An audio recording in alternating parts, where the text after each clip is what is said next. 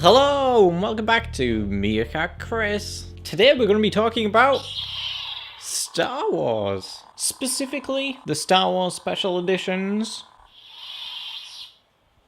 My 10 favourite Star Wars Special Edition changes that I actually like.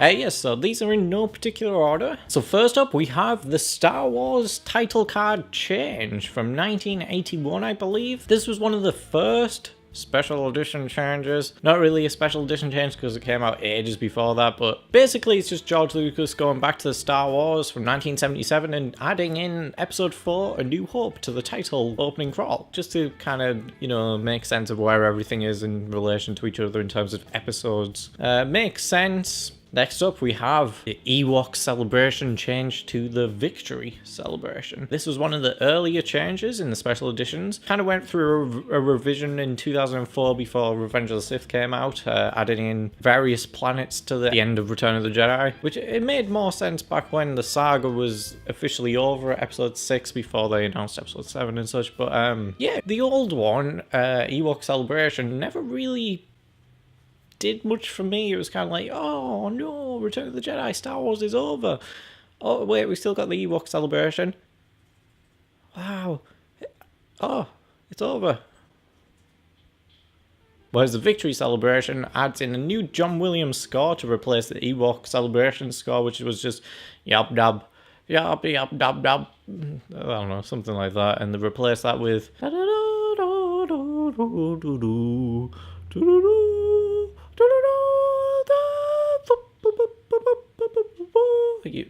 you get the point.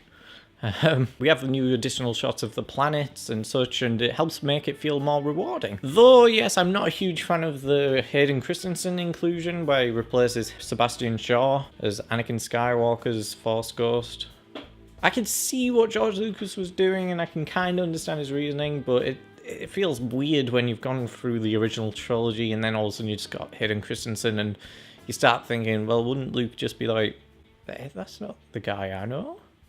I want to see my dad, the one I just saw, the one who redeemed himself. I want to see that guy, the one who I looked into the eyes of. And then instead he just gets creepy looking Hayden Christensen. I actually like him in the prequel trilogy, but here he just feels very out of place, especially standing next to Alec Guinness and Yoda. I don't know. Anyway, next up we have the Battle of Yavin. This isn't really too much of a change, it's more just certain practical effects shots were redone in CGI and added CGI models and such to certain shots. It's not an entire rehaul. Think of it as like a remaster, just there's some shots that were a bit iffy on the original theatrical release, where some shots were just, like X-Wings and TIE Fighters were just going a bit too slow. Looked more like practical effects with the limited technology at the time. The new ones add in more like to keep the flow of the edit going. I love the practical effects in Star Wars, just these kind of help here and there. Next up we have Empire Strikes Back, with the replacement of the 83-ish-year-old woman / chimpanzee emperor with the Ian McDiarmid, the proper emperor, making it, a bit more fitting and more emperor-like that we knew. When you go back and watch the original Empire Strikes Back, it's very obvious that they didn't have the character of the emperor nailed down to how he is in Return of the Jedi. He is a bit overlit compared to the old chimp woman. There's an element of mystery and cynicism gone now, but, it just makes more sense. Next up, we have tidying up the lightsaber rotoscoping effects. This is something that's more evident between Darth Vader and Obi-Wan, confrontation between them in A New Hope. Because I remember as a kid watching the VHS version of Star Wars and always noticing Obi-Wan's lightsaber when he does this against Darth Vader, and it hadn't rotoscoped the effect into a certain shot where it kind of like points straight to the camera. And to me it always looks like, is this lightsaber getting smaller? What's going on? It gets smaller for a second. Obviously that was just me as a kid not really understanding what was going on in the technical aspects. Next up, another name I can't remember how you pronounce, but yeah, just the additional expanding scenes of Ula Ola's death scene in Return of the Jedi. The Twi'lek woman at the beginning, the green Twi'lek woman, the dancer for Jabba before he replaces her with Leia. There's a few additional shots from the late 90s that George Lucas went back and done with the original actress, believe it or not. It totally worked seamlessly in the edit. I don't know how they got her to look identical. Maybe she just ages better than most people, because it had been like 20 years or something, but it works. And not only that, it also helps when she falls into the pit. It originally just, you know, kept up top with Jabba, and then the thing would seal shut and she'd go, ah! And then the special edition change kind of like helps get us in the pit with Ula, and makes us care for her more so than the other version did, because it shows her alone and vulnerable. And then of course we get a slight glimpse at Jabba's hidden terror, the Rancor. Believe me, I know how to say it. It's just when I'm on camera, I can't remember how you say it. The only downside to this, of course, is the fact that it does slightly hinder our surprisement when Luke falls in soon after. I don't know, I think it still works.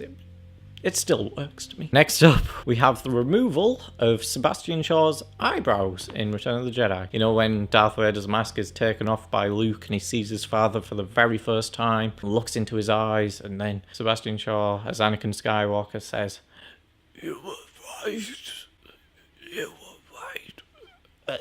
It's a kind of cool and effective scene. You can really get behind it, and it's kind of emotional as well. But if you watch the original version, you of course have his big bushy eyebrows there as well. And they're like really black and thick, and they stand out really strong against his really pale grey skin. And it just doesn't really make too much sense, especially when you go off watching Revenge of the Sith and you see him all burnt up and he's like, "I hate you." I don't know, it just doesn't really make sense that all of his hair's gone and then he's just got these big bushy eyebrows. I'm glad they removed them. It's less distracting and it kind of helps you focus on the dialogue and what's actually going on in the scene. Maybe it wasn't an issue before they showed how good it looks without the eyebrows in the special editions. Maybe it wasn't distracting or whatever. Maybe that's just a new thing because we noticed that they're there in the old edition, but...